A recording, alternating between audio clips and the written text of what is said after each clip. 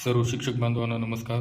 तर आज आपण पाहणार आहोत दरवर्षी माहे फेब्रुवारीच्या पगारातून 531 रुपये कपात होतात या नामनिर्देशनाचा नमुना.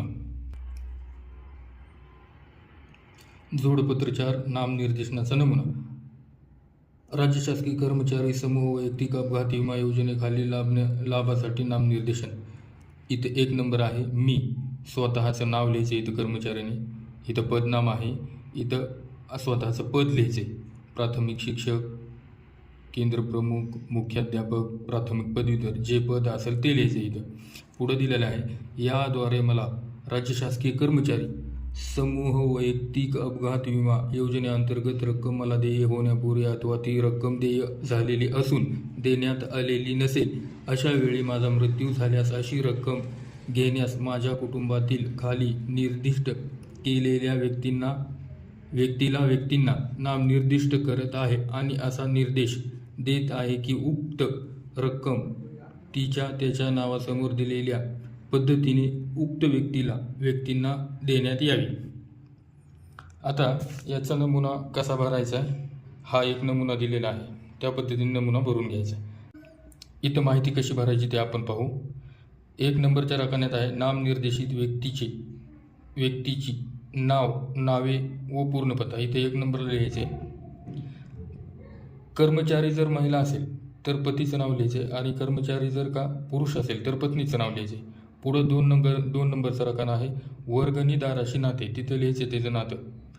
3 नंबरचा रकाना आहे नामनिर्देशित व्यक्तीचे वय. त्या व्यक्तीचं ज्याचं नाव लिहिले त्या व्यक्तीचं इथे 3 नंबरमध्ये वय लिहायचे. 4 नंबरला लिहायचे प्रत्येक नामनिर्देशित व्यक्तीला देय असलेल्या रकमेचा भाग 100% लिहायचे. 5 नंबरला लिहायचे आणि तिथं ज्या घटना घडल्यामुळे नामनिर्देश विधी अग्रह ठरेल अशा आकस्मिक घटना हा अपघात विम्याचा नामनिर्देशन नमुना आहे. त्याच्यामुळे इथं 5 नंबरमध्ये लिहायचे अपघात. आणि पुढं 10 नंबरमध्ये काय पाहू. वर्गणीदाराच्या आधी नामनिर्देशित व्यक्ती मरण पावल्यास तिचा हक्क ज्या व्यक्तीकडे जाईल त्या व्यक्तीची नावे, पत्ता आणि नाते. आता इथं आपल्या मुलाचे आणि मुलीचे नावं लिहायचे 6 नंबरमध्ये. आणि खाली दिलेलं आहे पहा साक्षीदाराचे नाव व सही. इथं 1 आणि 2 असे नंबर आहेत. तर इथं आपल्या स्टाफ मेंबरचे नावं लिहायचे आणि त्यांच्या सह्या घ्यायच्या साक्षीदार म्हणून. पुढे वर्गणीदाराची सही म्हणजे इथं कर्मचाऱ्याची सही लिहायची. त्यानंतर खाली पाहू इथं जोडपत्र 6 अनुमतीपत्र. इथं आहे मी श्रीमती कुमारी. पुढं नाव लिहायचे कर्मचाऱ्याने आपलं स्वतःचं. आपल्या विभागात कार्यालयात इथं लिहायचे कोणत्या पदावर आहेत. मग आपण लिहिले मग प्राथमिक शिक्षक, केंद्र प्रमुख, मुख्याध्यापक, प्राथमिक पदवीधर जे पद आहे ते इथं लिहायचे. या पदावर कार्यरत आहे.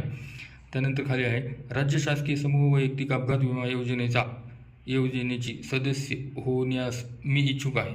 इथं आपली इथं नाव लिहायचे आणि इथं स्थळ आहे आणि दिनांक.